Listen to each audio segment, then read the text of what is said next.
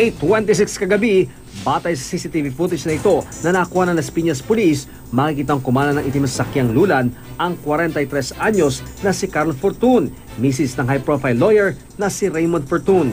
Nakasalubong pa nitong motorsiklong may sakay na naka-helmet at isang naka-bullcap at sling bag na umikot para sundan ang kotse. Malayo ang kuha ng video pero ang pagtakbo at paglinga ng mga tao sa CMR Avenue, indikasyong nangyari na ang pamamaril. Galing sa simbahan noon si Ginang Fortun at kabababa lang ng sasakyan nang mabaril sa tapat mismo ng bahay.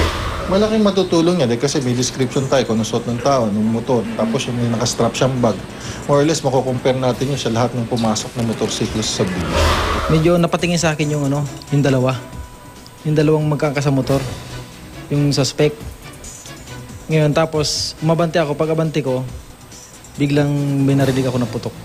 Ilang minuto matapos ang insidente, dumating si Atty. Fortun at inihatid sa ospital ang misis na tinamaan ng bala sa batok at lumabas sa pisngi.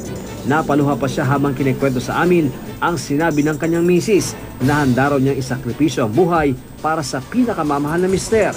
Ligtas sa ngayon si Ginang Fortun. Hindi naman niya kasalanan eh. And she has to be the one to pay for it. And dapat kung meron na lang na binaril, ako na lang sana eh. Pero you know, these people are just so cruel. Hindi ko maintindihan. Sana ako na lang. But, well, nandiyan siya na yan. And my wife I'm gonna ask her if I should continue.